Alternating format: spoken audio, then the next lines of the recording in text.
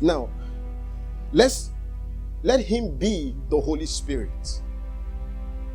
Because remember, the Bible says that it is the Spirit. It says, no man knows the things of the Spirit except the Spirit that is in him.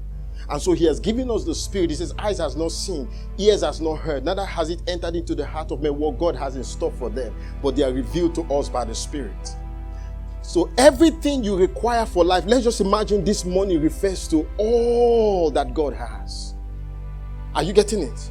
Now, God has given to you him. He has given to him everything that he requires for life.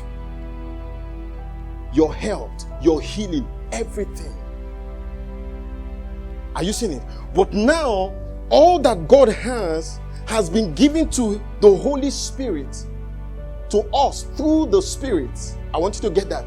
It has been given to us, what? Through the Spirit. In other words, the Holy Spirit is the one to unveil what he has. Is somebody hearing me? He says, I commend you to God and to the word of his grace, which is able to what? Build you up and what? Give you your your inheritance. In other words, even though the inheritance is there, it is the word that allocates it to you. Are you getting it? So through the Holy Ghost, he's the one. So let's use the same example. So just stay here. Now, this refers to the spirit realm, right? This is the spirit realm. Remember, he has blessed us with what? All spiritual blessings. So in Christ, we have it in the spirit realm. But now, in the spirit realm, is locked. So now, he needs healing. There's no healing. He's going through sickness. There's no healing right now, and he needs healing. And so, he goes to the doctor, and the doctor says, you have a heart condition, you have all these kinds of problems. Now that's the doctor's report. But now in Christ, he has a brand new heart. Are you seeing it? But it's locked. And even though the spirit that is in him wants to gain expression, he cannot. Because if he has to come, remember, only a spirit in a body has the legal right to come into the earth to do business. So for the Spirit of God to come in and do business and give him that his health, he has to come in legally. So he becomes the channel to which the Holy Ghost has to come in. That's why it says, with the heart man believeth. So he wants to come in through him. Are you seeing it? So he can be suffering of sickness while health is just waiting for him. Are you seeing it? So how does he unlock this? How does he unlock the spirit realm? So that the spirit will come and do business with him. Persuasion. He has to be fully persuaded. That's what we're talking about. Fully persuaded that what God has given to him in Christ, he has it. It is his. So when the doctor says that you are sick, he says, no, I have health. When the people are failing, they say, you will be among them. Say, no, my Father created everything. It's not possible.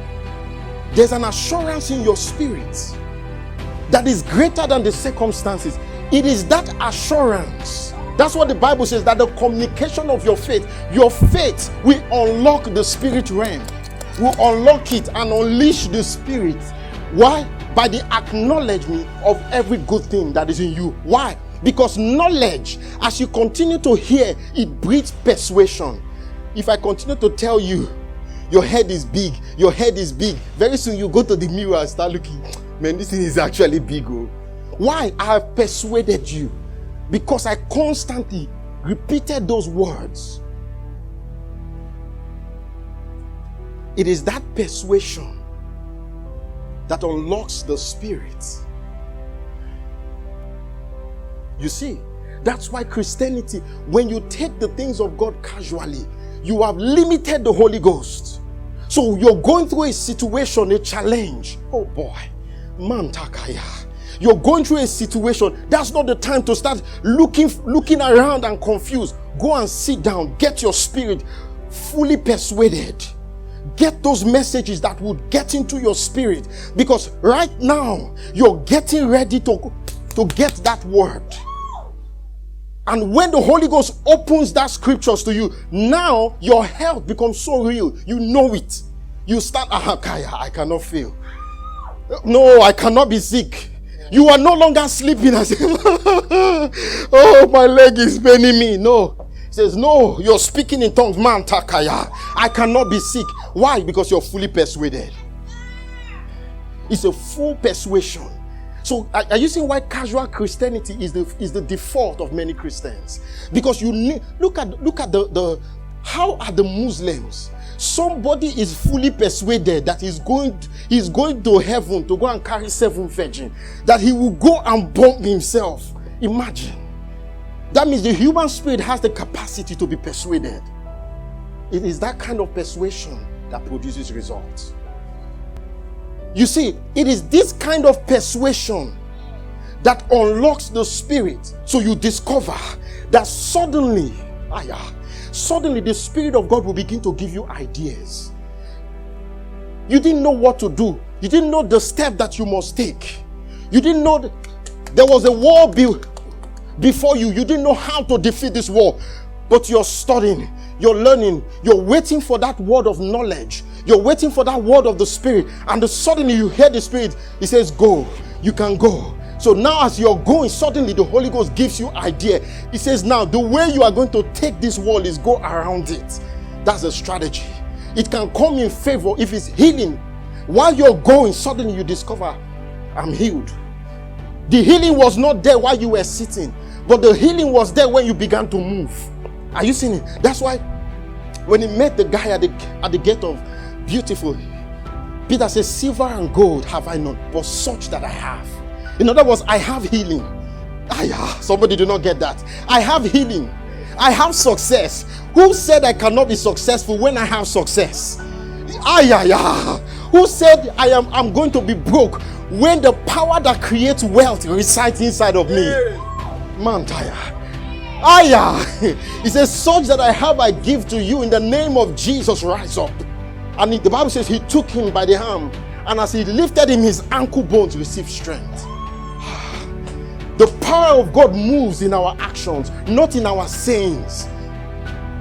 Your saying can create fear, but your saying releases the power in your spirit from the place of persuasion. It's a knowledge beyond science, knowledge beyond the doctor's report. It's a conviction that I know that I walk in health.